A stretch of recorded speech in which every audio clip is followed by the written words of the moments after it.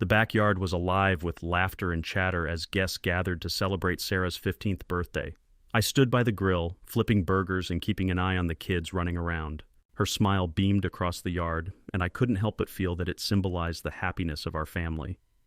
Nearby, Amanda, my wife, was putting the finishing touches on everything with her usual calm and effortless charm. She had a way of making it all look so easy. She was a perfect hostess, a loving mother, and for the last 16 years, I believed she was my best friend. I wiped my hands on a kitchen towel, scanning the area for my mom. She didn't care much for big parties, but always showed up for Sarah. I spotted her near the gazebo, speaking quietly to my sister Chloe. Their faces were serious, in sharp contrast to the lively party happening around them. I walked over, thinking I'd ask my mom about the cake, but as I got closer, I overheard part of their conversation. "Don't tell him anything." Mom's voice was tight with urgency. "He's finally happy." I stopped in my tracks. Mom's eyes widened when she saw me. Chloe followed her gaze, her face draining of color. They both went silent, fear and guilt written all over their faces. "Mom!" I said, my voice steady but heavy with tension. "What's going on?" Chloe stumbled over her words. "It's nothing, just family stuff." I took a step closer, my gaze fixed on Chloe and Mom. "Are you sure? Because it doesn't seem like nothing." My voice was calm, but there was an edge to it that I couldn't mask. Chloe shifted uncomfortably. We don't want to worry you." "Don't lie to me," I said, my frustration creeping in. "You two are acting like there's something huge going on. Is there something I need to know?" Mom looked between Chloe and me, her expression torn. She sighed, her voice barely a whisper. "It's not that simple." I crossed my arms, my brow furrowed. "You're still not telling me everything. Are you sure you're not hiding something? Because I can handle it, Mom. Just tell me the truth." Mom's hand shook as she placed it on my arm. "James, please, not here." "Not today." Then Sarah's voice broke through, calling me back to the moment. "Dad, the candles are ready." I forced a smile, nodding to her. "Coming, sweetheart." The moment passed, but the weight of what I had overheard stuck with me, pressing heavily on my chest. As I clapped along with the other guests while Sarah blew out her candles, I couldn't help but think about what was going on with Mom and Chloe. What had happened that they felt the need to hide it from me? My mind raced with possibilities, each one more unsettling than the last. I tried to focus on the laughter and cheers around me, but the conversation near the gazebo kept playing over and over in my head. Don't tell him anything. Why had Mom sounded so urgent? And why had Chloe reacted the way she did? Something wasn't right. As Sarah opened her presents and everyone gathered around to take photos, I forced a smile, but inside, I was in turmoil. The day was supposed to be about celebrating my daughter, but instead, I was consumed by the feeling that there was something significant happening just out of my reach. I couldn't shake the feeling that my family, the people I trusted most, were keeping something from me, and that thought gnawed at me.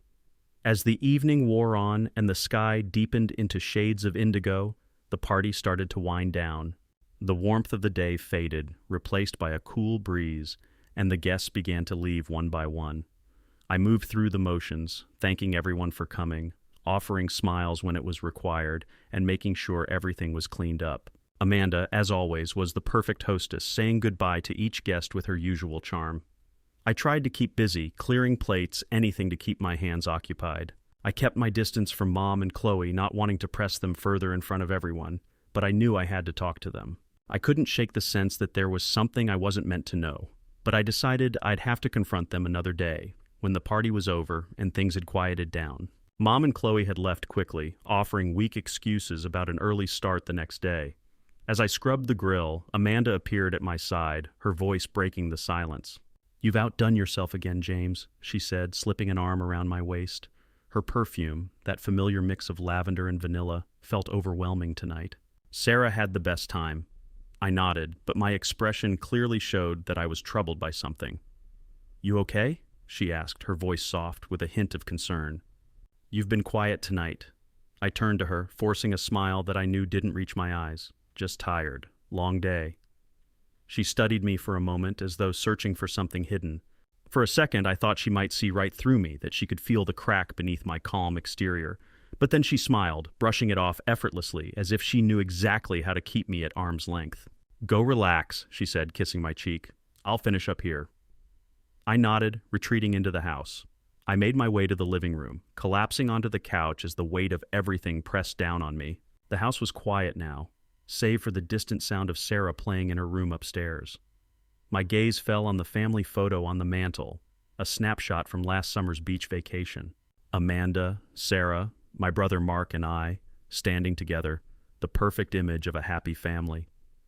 The cool night air was a harsh contrast to the suffocating warmth inside the house. My phone buzzed in my pocket, pulling me from my spiraling thoughts. It was Chloe.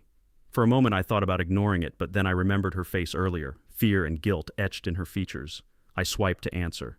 "James." Her voice was soft, almost a whisper. "I didn't want to leave things the way we did." I exhaled sharply, frustration creeping into my voice. "Then tell me the truth, Chloe. Don't tiptoe around it. I need to know." There was a long pause, and I could hear her breathing on the other end, the tension thick. "I didn't want you to find out this way," she said finally. "Stop stalling," I snapped, my voice sharper than I intended. Desperation seeped through, no longer contained. She sighed before speaking again. "Amanda and Mark, it's been going on for years. They had a relationship after your wedding." I grabbed onto the porch railing for support. "I'm so sorry," she said, her voice thick with emotion. "Mom wanted to tell you years ago, but Amanda begged her not to. She said it would destroy you." "Destroy me?" I let out a bitter laugh. "Do you know what's destroying me, Chloe? Living a lie for 16 years? Chloe tried to say something, but I ended the call, unable to hear any more. I sat there in the darkness, feeling like time had frozen. The life I had built, the family I thought I knew, it was all a lie. I had no idea how to move forward from here. The sound of the door opening behind me made me jump. Amanda stepped outside, her smile faltering when she saw my face. "James, what's wrong?" I stood up slowly, meeting her gaze. "We need to talk." Her smile disappeared completely, replaced by a cautious look. It was the same expression she wore when Sarah had gotten caught sneaking extra cookies, or when gossip from the neighbors had reached her ears. It was the mask she wore to protect herself, to keep me from seeing what lay beneath. "What's going on?" she asked, trying to keep her voice steady, though I could see her anxiety creeping in. I motioned for her to sit on the porch swing, and she did without question. I stayed standing, pacing a few steps before turning to face her. The words stuck in my throat, a mix of anger and sorrow making it hard to speak. "I talked to Chloe," I said finally, my voice even but trembling with emotion. Amanda blinked, confusion spreading across her face. "Okay," she said cautiously. And she told me everything." My voice cracked, but I pushed through. "About you and Mark." The color drained from Amanda's face. Her lips parted, but no sound came out. For the first time, she looked genuinely vulnerable. Gone was the confident woman who navigated every event with ease. In that moment, she was nothing but exposed. "James, she started, but I cut her off before she could continue. "Don't," I said, my voice sharp. I saw her flinch, but I couldn't stop myself. "No more lies, Amanda, no more excuses. I want the truth." She turned away, her hands clenched tightly in her lap. For a moment, I thought she wouldn't speak, but then she whispered, "It started after we got married." The words hit like a blow, but I stayed silent, letting her continue. "Mark, he was always there, so easy to talk to. And you were so busy with work, planning our future." She shook her head, tears starting to fill her eyes. "I didn't mean for it to happen, James. I swear I didn't. Didn't mean for it to happen," I repeated bitterly. "Amanda, this wasn't a mistake. This wasn't some lapse in judgment. This was 16 years, 16 of lies." She started to sob, her shoulders shaking with the weight of it all. "I love you, James. I've always loved you." I laughed, the sound harsh and humorless. "You have a strange way of showing it." Amanda buried her face in her hands, muffling her sobs. I wanted to feel something for her, anything that resembled the love I once had, but all I felt was emptiness. Amanda looked up, her eyes filled with tears. "James, please. You have to understand. I didn't want to hurt you. I never wanted to hurt you." I shook my head, my chest tightening with a mix of anger and disbelief. "But you did, Amanda. You and Mark. All these years. And now you expect me to just sit here and accept it?" Her voice faltered as she spoke again. "I tried to keep it from you, James. I thought if I kept the secret, maybe everything would be okay. I thought I could protect you from the pain." Amanda spoke softly, almost as if she was trying to calm me down. "Don't worry, it's all in the past, and you love Sarah like your own daughter." I shot back quickly. "What do you mean, like your own daughter? Isn't she mine?" Amanda froze, her face draining of color as she realized what she'd just let slip. The panic in her eyes was impossible to ignore. She knew she'd gone too far. She fumbled with her words, her voice shaky. "Didn't Chloe tell you today about Sarah, that you're not her biological father?" I stared at her, my mind racing as the words sank in. "No, she didn't. What the hell are you talking about, Amanda? Why, what else should I know? Something even worse than your affair with my brother?" I asked, my voice low, heavy with disbelief. "You mean to tell me that my own daughter isn't even mine?" Amanda's eyes filled with fear, and she struggled to find the right words. This was supposed to be a secret, one that would never come to light, a lie buried deep and never spoken. But now it was out in the open. This wasn't just an affair anymore, it was the destruction of everything. "Please, James," she finally whispered, tears welling in her eyes. "I didn't mean for you to find out like this. It was supposed to stay buried, forever." I was silent for a long moment, the weight of everything crashing over me. Amanda's eyes filled with more tears, and she whispered, "Sarah, she's not yours, James." The words hit me like a punch to the gut. My world spun around me. I couldn't breathe. "How is that possible?" My voice cracked. How could you let me raise her, love her as my own if she's not even mine?" Amanda was shaking now, her body racked with sobs. "I never meant for it to happen like this. We never planned for it, but she is Mark's. I didn't want to hurt you, James. I swear, I didn't." I stood frozen in shock, my thoughts racing as I tried to make sense of it all. This was the last thing I expected to hear. I looked at her, and for the first time, I wasn't sure who she was anymore. Amanda wiped her eyes, looking up at me with guilt and regret. "I never thought I could tell you. It wasn't something I could just come out with. You loved her like your own, and I thought it would be better if you never knew." I couldn't move, couldn't think. The truth had just shattered everything I thought I knew about my life. The family I'd built, the life I'd lived, it was all a lie. I stood there numb as Amanda's sobs filled the space between us. "I never wanted to hurt you," she said again, her voice cracking. "I swear, James. I never wanted you to find out like this." I just stared at her, feeling the weight of betrayal crush me. There was no turning back from this. "Does she know?" I asked, my voice low and strained. Amanda shook her head quickly. "No, she doesn't know." "Please, James, don't tell her. She doesn't need to know." I turned away, staring out at the yard, the darkness swallowing the world around me. The swing creaked as Amanda rose and took a step toward me. Her hand brushed against my arm, but I pulled away, the thought of her touch unbearable. "You should have told me," I said, my voice quiet but firm. "I deserved to know from the beginning." "I was scared," Amanda whispered, her voice barely audible. "I thought I'd lose you." "You did," I replied coldly, my tone final and cutting. Amanda sucked in a sharp breath, but she didn't argue. She knew, as I did, that there was no coming back from this. The life we'd built together, the family we'd created, it was all a lie, a cruel illusion that had now shattered beyond repair. The sound of the back door opening startled both of us. Sarah's head appeared around the corner, her face bright with the innocence I feared would soon be lost forever. "Mom! Dad!" she called out. "Are you coming inside?" "It's getting late." Amanda quickly forced a smile, masking the panic that flashed in her eyes. "Of course, sweetheart. We'll be right in." Sarah disappeared back inside. Amanda turned to me, her eyes pleading. "For her," she said softly, almost begging, "please, James, whatever happens between us, she doesn't have to know." I didn't respond. Instead, I turned and walked back inside, leaving Amanda alone on the porch. The weight of her betrayal pressed down on me, but Sarah's laughter from the living room reminded me of what really mattered. No matter what I had learned tonight, she was still my daughter in every way that counted. I couldn't sleep that night. I poured myself a glass of water. The family photos on the walls seemed to mock me, images of a life that had never been real. I lingered on one photo in particular, a candid shot from last summer at the park. Sarah was sitting on Mark's shoulders, her laughter frozen in time. Amanda and I were side by side, smiling for the camera. The perfect family, a complete lie. The next morning, the house was filled with the usual bustle of a weekend morning. Sarah was in the living room, sprawled on the floor with her sketch pad, while Amanda bustled around the kitchen making pancakes. I sat down beside Sarah on the floor as she sketched in her notebook. "What are you working on?" I asked, forcing my voice to sound casual. She beamed and held up her page. It was a rough drawing of the family, Amanda, Sarah, and me standing together in front of the house. "It's for school," she explained. "We're doing family trees." My stomach turned at the sight. "Looks great, sweetheart," I said, trying to keep the smile on my face, though it felt like it was being pulled from me. Her face lit up with pride, and I wanted to freeze the moment, hold on to her innocence before it slipped away forever. "James, breakfast is ready," Amanda's voice called from the kitchen, overly bright, as though she was trying to mask the tension between us. I stood and ruffled Sarah's hair. "Come on, Picasso, let's eat." At the table, we fell into our usual routine, but each word felt weighted with unspoken truths. Amanda made small talk, her voice strained. Sarah chattered away about her plans for the day. I kept my answers brief, my thoughts far away. Amanda kept glancing at me, her smile tight and her movements stiff.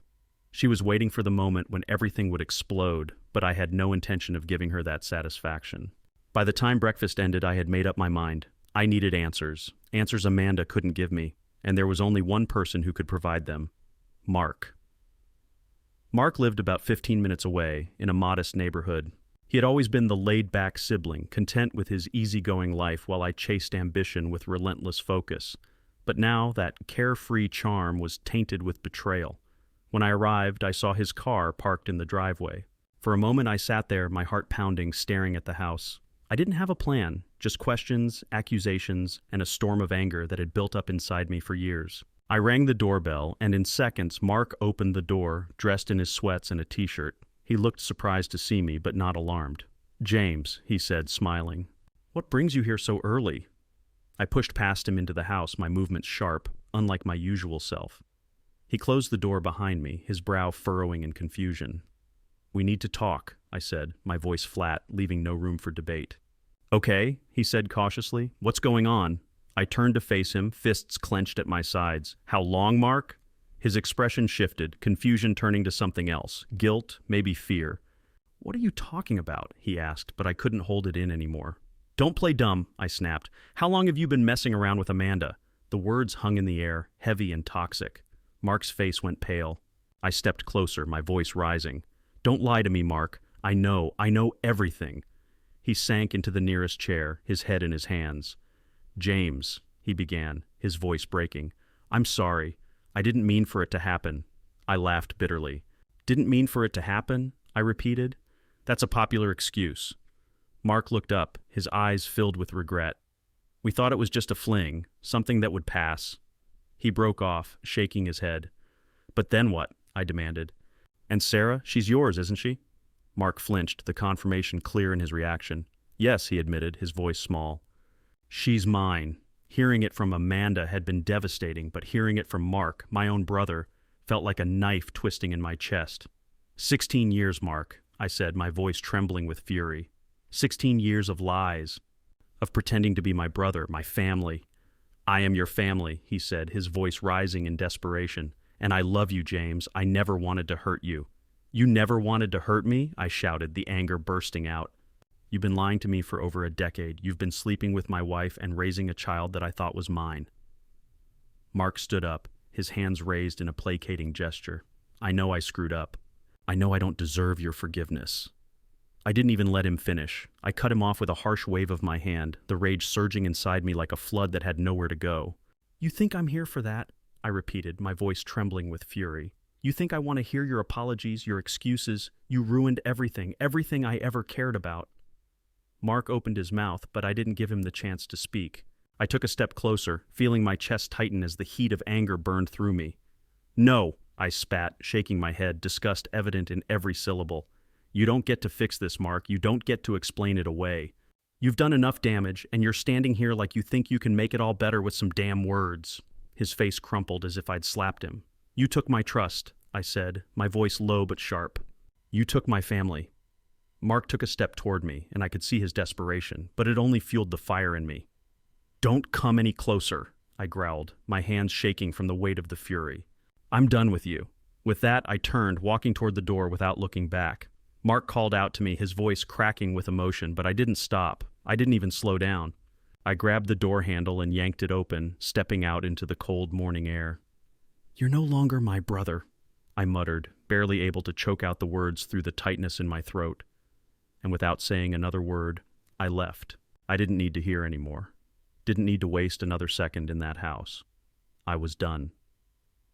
I arrived home and sat in my office for a long time in silence, thinking about the conversation, and I heard the sound of the back gate creaking open. Sarah's voice followed, sweet and innocent, calling out as she stepped into the house. "Mom! Dad! I'm back!" The last thing I wanted was for Sarah to feel the tension between us, to know that the world she trusted was crumbling. I forced a smile and walked to meet her, making sure my voice sounded steady. "Hey, sweetheart," I said, my heart breaking with each word. "Did you have fun?" She nodded enthusiastically, telling me about her day without a care in the world. I listened, but my mind was elsewhere, replaying everything that had led to this moment. Amanda walked in shortly after, her eyes flicking nervously between Sarah and me. I looked at Amanda, my gaze cold, my heart full of betrayal. I quietly motioned for Amanda to come into the office, signaling that we needed to resolve something important. Once inside, I immediately suggested that she tell Sarah the truth, that Sarah was my brother's daughter, not mine. Amanda strongly objected, her voice rising with panic. "James, no, we can't do that. She's just a kid. She doesn't need to know." I stood my ground, my voice firm. "She deserves to know the truth, Amanda. Sarah has the right to understand who her real biological father is. She deserves to know who she really is." Amanda's face twisted with desperation. "You can't just drop this on her, James. She won't understand. It'll break her." I shook my head, my mind racing, torn between the desire to protect Sarah from the pain and the undeniable truth that I couldn't keep this lie going any longer. "Maybe it will hurt her," I said, my voice strained. "But she'll hurt more later when she finds out we kept this from her, and you know it." In the silence that followed, I could feel the weight of the decision hanging over us. "I can't live with this lie anymore, Amanda," I said, my voice trembling. "I can't keep pretending that everything is okay when it's all falling apart. Sarah deserves the truth." Amanda's eyes filled with tears, her lip trembling as she reached for my hand. "Please, James, please don't do this. We've made so many mistakes, but Sarah, she doesn't deserve to suffer because of us." I pulled my hand away, the pain of her words slicing through me. "You should have thought about that before, Amanda, before you decided to betray me, before you lied to me for all these years." A long pause settled between us, and I could see Amanda struggling to hold herself together. I knew she wasn't trying to hurt me, but the damage was already done. Finally, I let out a deep breath, my anger subsiding slightly, but the resolve in my heart was unwavering. "She's going to find out, Amanda. Whether I tell her or you do, it's happening. We can either make it right or let her live with the lie forever." Amanda's shoulders slumped, the fight leaving her. "I'll talk to her," she whispered, her voice barely audible. "But I don't know how to fix this, James. I really don't." I nodded, the weight of the decision still pressing down on me. "I'm sorry, Amanda, but this has to happen." She nodded, wiping her eyes. I stood in front of her, fists clenched, but my voice was steady, confident, even menacing. "Know this, Amanda. After Sarah finds out the truth about her origins, I won't give her to you completely. She will still be my daughter. I love her as my own, and besides, we're blood relatives. Even though I'm not her biological father, I am still her uncle." I paused for a moment to let my words sink in, then continued, not allowing her to interrupt. "I'm proposing a divorce. We'll split everything down the middle. As for Sarah, I propose joint custody, 1 week with you and 1 week with me." Amanda looked at me with anxiety, but I didn't give her time to respond. I pressed on. "But if I ever find out you're seeing Mark, I'll do everything in my power to take full custody of Sarah, and Mark will pay me child support for the 15 years I've supported her. Believe me, I'll do whatever it takes to protect her." Amanda couldn't argue anymore. She saw the weight of the situation and, realizing she had no way out, sighed and lowered her head. "Fine," she said with despair in her voice. "I agree. We'll do it your way." Watching her walk away, I realized that this was the end of everything I once knew. The life we had built together was shattered, and there was no turning back. But the main thing now was to support Sarah after she learns the truth, to give her even more love and attention, and to think about her future. She would need stability and understanding, and I was determined to be there for her, no matter what. Stepping out into the cool air, I realized that nothing would ever be the same again. I stood by the door, gathering my thoughts before going back inside. Amanda went to Sarah's room to talk to her and tell her the truth about her biological father. I sat in the living room, waiting for the outcome of their conversation. Half an hour later, Amanda came out of Sarah's room and entered the living room. Her eyes were tired, swollen from crying, but she didn't say anything as she sat in the armchair. I could tell she was struggling, but I also knew that this was a moment of reckoning for her. A minute later, I heard Sarah's voice, calling for me. "Daddy, Daddy, where are you?" I heard her footsteps coming down the stairs, quick and eager. She ran toward me, and without a second thought, she threw her arms around me tightly. "Daddy," she whispered softly, holding me close. "You will always be my daddy, no matter what." Her words hit me like a wave. I felt the weight of everything in that moment, the betrayal, the pain, but also the unconditional love she was offering. I pulled her closer, my heart heavy with emotion, but also full of warmth. I could feel her heart beating against mine, and it was as if nothing else mattered in that moment. "I will always be here for you, sweetheart," I said, my voice breaking. "No matter what happens, you're my daughter, and I will love you forever." She looked up at me with her big, trusting eyes. "I know, Daddy," she said softly. "I don't care about anything else. You're my daddy." Tears welled up in my eyes, and I gently wiped them away. I knew that no matter what the future held, this bond we shared would never be broken. And for her, I would be strong. I would give her everything she needed because she was my daughter, my flesh and blood, and I would protect her with everything I had. I kissed her forehead and whispered, "Thank you for reminding me of what truly matters. You are my heart, Sarah, and nothing will change that." She smiled, a pure, innocent smile, and I felt a deep sense of peace wash over me. Whatever else life threw our way, we would face it together.